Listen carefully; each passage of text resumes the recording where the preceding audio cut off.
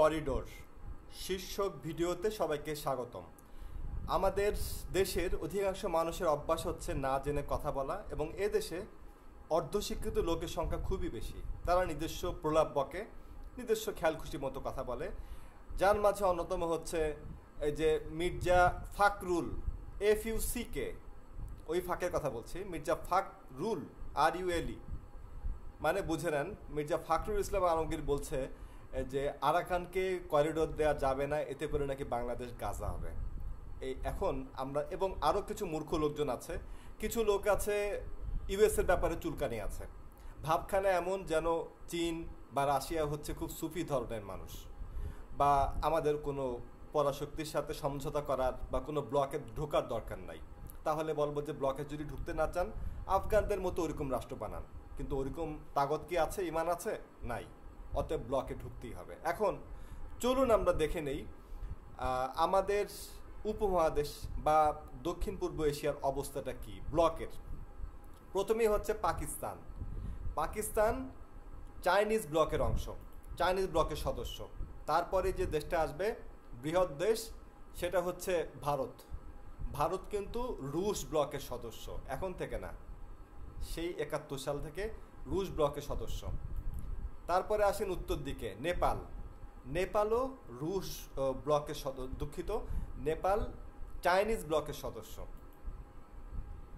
তারপরে আসেন একেবারে দক্ষিণ দিকে শ্রীলঙ্কা, এটাও কিন্তু চাইনিজ ব্লকভুক্ত। সর্বশেষ একেবারে দক্ষিণের প্রান্তে যে দেশটি আছে দ্বীপেহি বা মালদ্বীপ, এটাও কিন্তু চাইনিজ ব্লকভুক্ত। অর্থাৎ ভারত চারিদিক থেকে চাইনিজ ব্লকে ঠেসে ধরে রেখেছে। ভুটান, ভুটান আবার এইটা ভারতীয় একটা ভূখণ্ড বলা যায়, ভারতীয় অঙ্গীভূত ভূখণ্ড। 1950 সাল থেকে ভুটানের সার্বভৌমত্বের অবসান ঘটেছে বলা যায়। ভুটান কিন্তু এখানে আপনি মার্কিন ব্লক কোনো শাসন চলে না। ভুটানে ভারতীয় রুপি পর্যন্ত বৈধ, তাই এটাকে ভারতের একটা অঙ্গরাজ্য বলতে পারেন। আচ্ছা, তারপরে দেখা যাক আরেকটা অংশ কি, বড় ভাই এই ব্লকের মূল হোতা চীন, চাইনিজ ব্লকের নিউক্লিয়াস। এরপরে আসেন হচ্ছে মায়ানমার, বার্মাও কিন্তু চাইনিজ ব্লকের। এখন আমাদের কথা হচ্ছে ওই করিডোরটা নিয়ে বা গলিটা নিয়ে, আরাকান গলি। করিডোর তো বাংলাতে গলি বলা হয়, আমি দুটোই বলছি। এখন দেখা যাক যে কোনটা কোন ব্লকে। তো দেখলাম, এবার বাংলাদেশ কার্যত কোনো ব্লকে ঢুকে নাই। আসলে কি তাই? আমরা এখন সেই বিষয়গুলো সম্পর্কে আলোকপাত করব। সমস্যা হচ্ছে এই আরাকান নিয়ে। রাখাইন, এটা কিন্তু সীমা, রাখাইন স্টেট বা সাবেক আরাকান যেটা ছিল তার সীমা কিন্তু এটা। এখন এই সীমার থেকে কিন্তু বেশি ছড়ায় গেছে। এই সীমা ছাড়াও এটা হচ্ছে চীন রাজ্য, বার্মা চীন রাজ্য। এই চীন রাজ্য এখন কিন্তু বাংলাদেশের সাথে কার্যত বার্মার কোনো সীমান্ত নাই। এই দেখেন মানচিত্রটা, এটা হচ্ছে আরাকান আর্মি অধিকৃত অঞ্চল। অর্থাৎ চীন রাজ্যের মধ্যবর্তী দিয়ে যারা একটা চিকন একটা করিডোর সৃষ্টি করেছে। এই করিডোর হচ্ছে মিজোরামের সাথে সম্পৃক্ত। এইটা নিয়ে হচ্ছে কথা, কার কোনটা স্বার্থ। ব্যাপারটা হচ্ছে এই আরাকান, বাংলাদেশের এমন অনেক সুযোগ ছিল আরাকান দখল করার, কিন্তু বাংলাদেশের যারা আগে শাসন করে গেছে সবাই কিন্তু গান্ধীবাদী নীতি অনুসরণ করেছে। তাদেরকে যখন আকাশসীমা লঙ্ঘন করেছে মায়ানমার 455 বার নাকি কতবার জন্য, তারা বলে যে আমরা ভাত খেতে পারি, এই সমস্ত কথাবার্তা বলেছে জিসিওরা, আপনারা নিজেরাও সেটা শুনেছেন। এখন কার কি স্বার্থ? এই যে আরাকান, এটা হচ্ছে আরাকান আর্মির পতাকা। এই যে আরাকান বা রাখাইন স্টেট, এইটার থেকেও কিন্তু বের হয়ে গেছে। মানচিত্রটা আবার খেয়াল করে দেখেন, এই হচ্ছে আপনার রাখাইন স্টেটের সীমা। রাখাইন স্টেটের বাহিরেও বেরিয়ে গেছে, এবং চীন থেকে একটা চীন প্রদেশ, এটা কিন্তু চীন প্রদেশ, সেখান থেকে একটা করিডোর তৈরি করেছে মিজোরাম বরাবর। অর্থাৎ কার্যত এখন বার্মার সাথে বাংলাদেশের কোনো প্রকারের কোনো সীমান্ত নেই। এখন স্বাভাবিকভাবেই আমাদের রাখাইনের সাথে বা আরাকান আর্মির সাথে সম্পর্ক করতে হবে। কেন? অনেকে বলছে ভারত চায় যে ভারতও আরাকান আর্মির সমর্থক। ভারত কেন সমর্থক? কারণ হচ্ছে এটা যদি আগের রাখাইন স্টেট হতো তাহলে সমস্যা ছিল না, কিন্তু এই স্টেটটা বেড়ে মিজোরামের সাথে তারা একটা সংযোগ ঘটিয়ে ফেলেছে।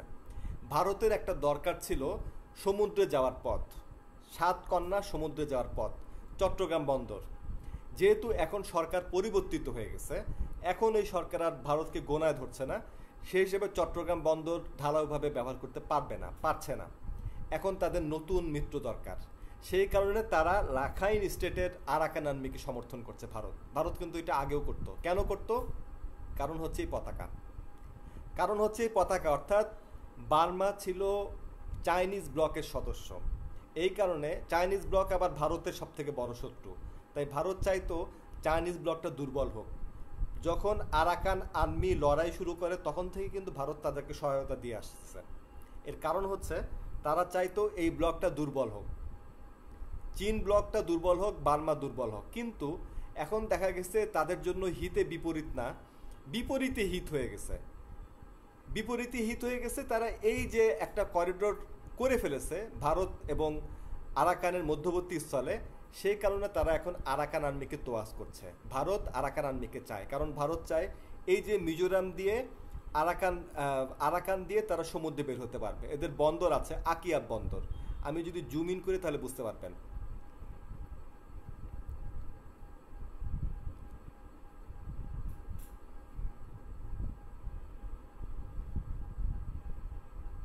কই গেল ওদের তো সব নাম, আসলে ওই চুংচাং মার্কা নাম রেখে সবগুলি পাল্টায় ফেলেছে।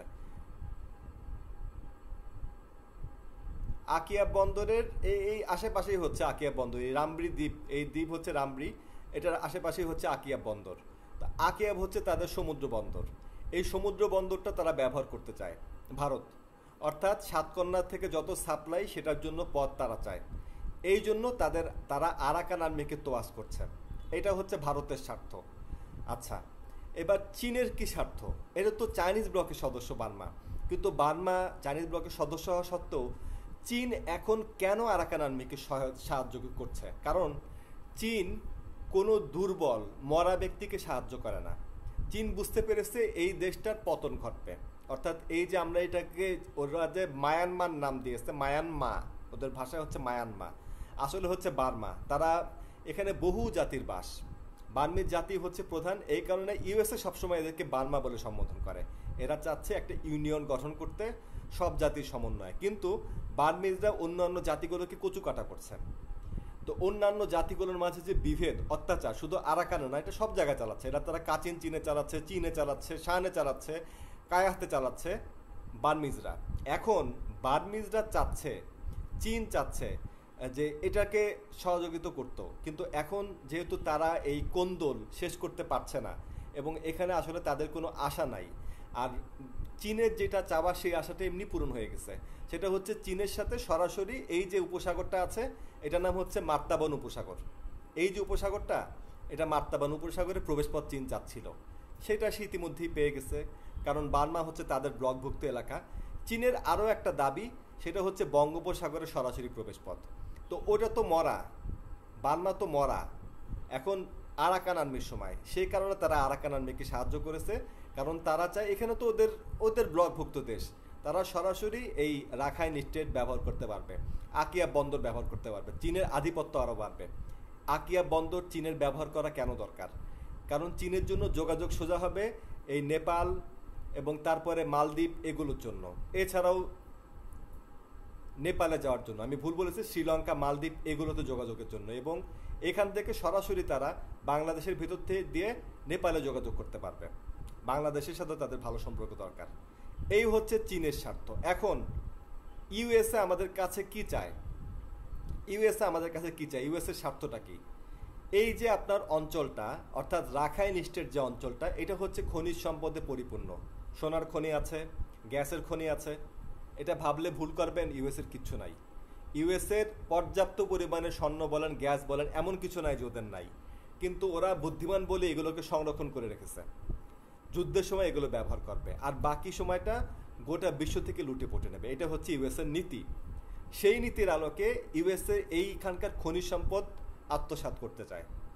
তো ইউএসএ বাংলাদেশের সাথে সম্পর্কের জন্য বরাবরই আগ্রহী ছিল, যে বাংলাদেশ যদি আরাকান দখল করত হাসিনার আমলেও, সেটার জন্য তাদের সর্বোচ্চ সুবিধা ছিল। যেমন সেন্ট মার্টিসের কথা বারবার হাসিনা বলতো, এটা কিন্তু তারা আসলেই চেয়েছিল এখানে একটা ঘাঁটি স্থাপন করতে, মানে ওইখানে ঘাঁটি স্থাপন করবে এবং এখানকার খনিজ সম্পদ আত্মসাৎ করবে। হাসিনা দেয় নাই, তাকে দেশপ্রেমিক ভাবার কোনো কারণ নাই, এবং মার্কিন ঘাঁটি মানে যে দেশের সার্বভৌমত্ব শেষ এটা মনে করার কোনো কারণ নাই। ব্যাপারটা হচ্ছে এই, তারা এটা চেয়েছিল এই কারণে, আর বাংলাদেশ বা হাসিনা দেয় নাই, তার কারণ ছিল সে চায় নাই তার শত্রু মার্কিন ব্লক এখানে আরও বেশি শক্তিশালী অবস্থানে যাক। মার্কিন ব্লককে আমি ভারতের শত্রু কেন বলছি? অনেক মাথা মোটা লোক তো বলে যে ভারত নাকি মানে মার্কিন ব্লক ভুক্ত। ও ব্লক কি ওই মকরা জানেই না। আসল ব্যাপারটা হচ্ছে তাহলে কেন ইউএসএ তোয়াজ করে ভারতকে? 150 কোটি জনসংখ্যার একটা দেশ, একটা বিশাল বাজার, কেন তোয়াজ করবে না? তারা যে পরিমাণ অস্ত্র কিনছে, ইউএসের কাছ থেকে কিনছে, তারপরে আপনার ইয়ের কাছ থেকে কিনছে, তার চাকর আছে ইসরায়েল, তার কাছ থেকে কিনছে, তো সে কেন তাকে সমর্থন করবে না? তাকে বড় একটা বাজার। আপনি কি জানেন কারগিল যুদ্ধের সময় ওই সময়টা ইউএসএতে আর্থিক মন্দা দেখা দিয়েছিল, পরে ভারতের কাছে এবং পাকিস্তানের কাছে অস্ত্র বিক্রি করে ইউএসএ সেই মন্দাটা কাটায় উঠতে পেরেছে। তো ইউএসএ এগুলোই চায়, এখানে তার বন্ধু হবার কোনো কারণ নাই। যদি বন্ধুই হতো তাহলে ভারতের যে হামলা হয়েছিল পাহালগাঁওয়ে, সেখানে কিন্তু ইউএসএ পাকিস্তানের বিরুদ্ধে কথা বলতে পারতো। বরঞ্চ ট্রাম্প সরাসরি বলে দিয়েছে দুইজনই আমার বন্ধু, আমি চাই এরা মীমাংসা করে নিক। অর্থাৎ তোমরা দুইজন লড়াই করো, আমি একটু আরো অস্ত্র বেচি। এটা হচ্ছে ইউএসএর নীতি। তো হাসিনা যদি তখন দখলও করতো রাখাইন, তারা কিচ্ছু বলতো না, ইউএসএ কিচ্ছু বলতো না, এবং চীন এই ব্যাপারে কোনো কিছু বলতো না। তারা এটা চায়, সেটা করে নাই গান্ধীবাদী নীতির ফলে। এখন যেটি ইউএসএ চাই সেটা হচ্ছে এই যে অঞ্চলটা শিলখালি, এই যে শিলখালি একটা ইউনিয়ন কক্সেস বাজারে, শিলখালিতে তারা একটা ঘাঁটি স্থাপন করতে যাচ্ছে। এই ঘাঁটিটা কেন? এই ঘাঁটিটা কেন? ওই যে বললাম আরাকানের ওই অঞ্চল থেকে খনিজ সম্পদ তারা আরোহণ করবে, তাদের মাঝে কোনো বাধা সৃষ্টি যাতে কেউ না হয়, সেটা নিরাপত্তার জন্য এই ঘাঁটি। তাহলে কথা হচ্ছে তারা এই ঘাঁটি বাংলাদেশে কেন করতে যাচ্ছে, আরাকানে কেন না? বাংলাদেশের সম্ভাবনা আরাকানের চাইতে অনেক বেশি। ইউএসএ কখনো মরা লোককে সাহায্য করে না, যে একটু সবল তাকেই সাহায্য করে। বাংলাদেশের সম্ভাবনা আছে, ভৌগোলিকভাবে অবস্থানে গুরুত্বপূর্ণ, ওরও গুরুত্বপূর্ণ, কিন্তু ওর চাইতে বেশি গুরুত্বপূর্ণ বাংলাদেশ। এই কারণে বাংলাদেশে ঘাঁটি স্থাপন করতে চায়। তারা এখান থেকে খনিজ সম্পদ আরোহণ করবে, তাদের কোম্পানিগুলোকে এখানে যে আরাকান আর্মি আছে ইজারা দেবে, তারা এই সম্পদগুলো আরোহণ করবে। এটা দেখভালের জন্য এই ঘাঁটি। আর এই ঘাঁটি হলে আমাদের যে সুবিধাটা হবে সেটা হচ্ছে আমরা অনেক অর্থ সম্পদ পাবো। যেমন সিঙ্গাপুর, আমি একটু দূরে যাচ্ছি, আমি একটু বিস্তারিত বুঝাই দিচ্ছি। ধরেন সিঙ্গাপুর, এই যে সিঙ্গাপুরের আগে সিঙ্গাপুর কিন্তু একদা সবসময় কিন্তু এতটা গুরুত্ব ছিল না।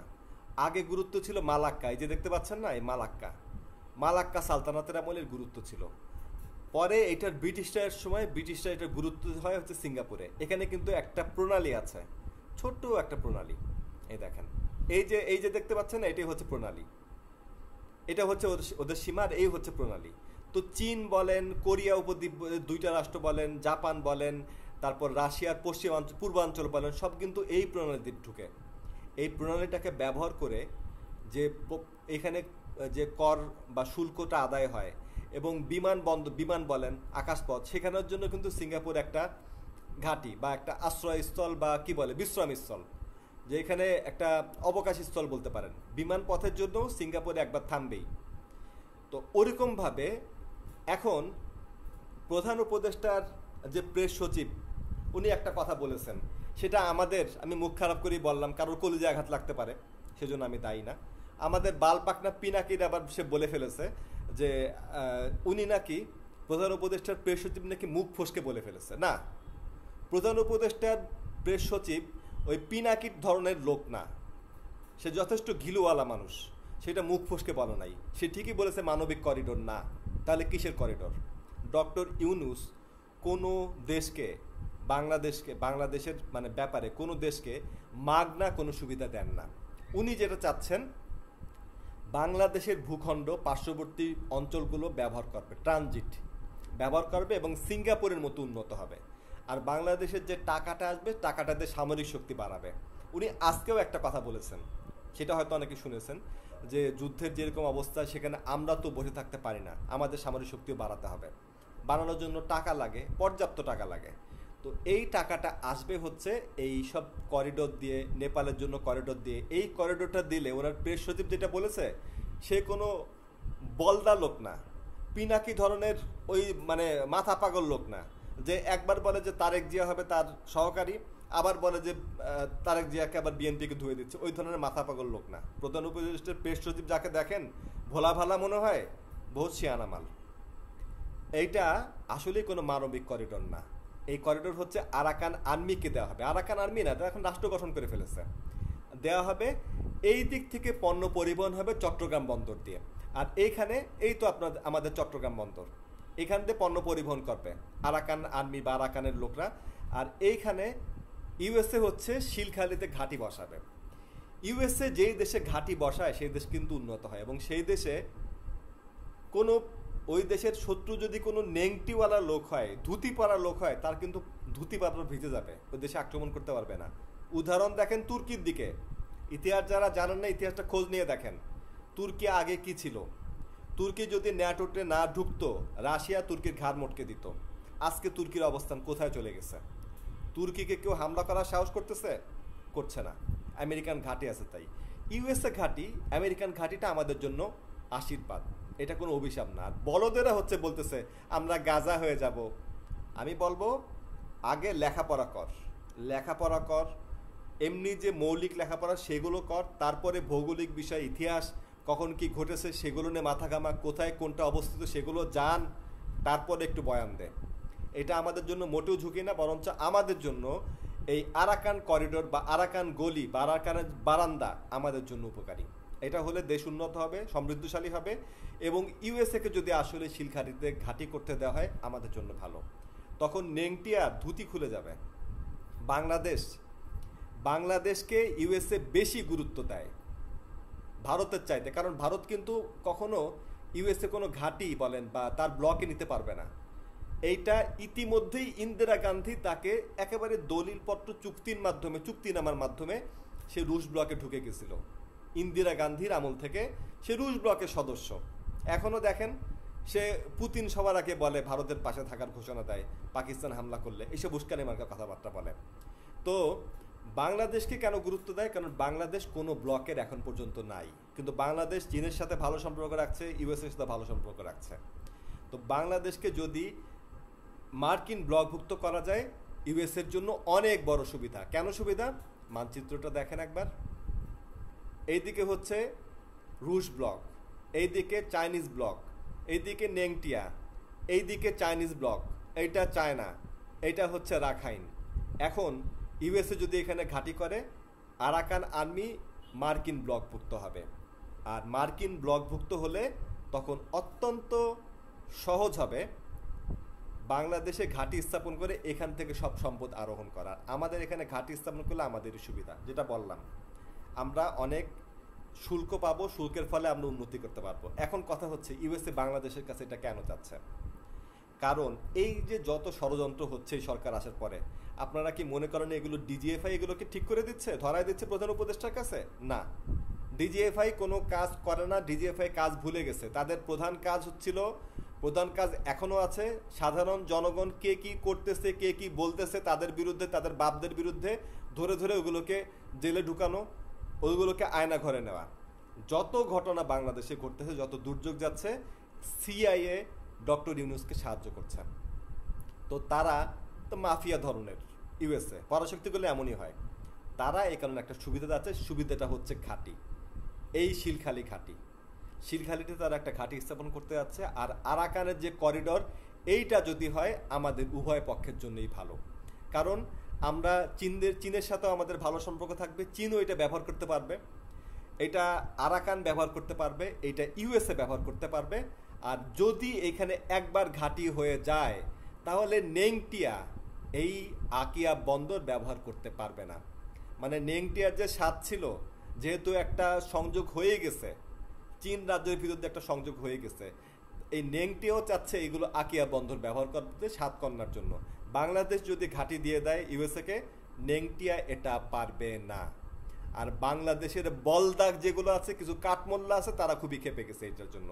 আমি বলবো সবাই সমর্থন করেন যাতে এখানে ঘাঁটিটা হয় এবং আরাকান করিডোরটা হয়, তাহলে আমাদের জন্যই ভালো এবং নেংটিয়ার জন্য একটা পরাজয় হবে। সবাইকে ধন্যবাদ সাথে থাকার জন্য।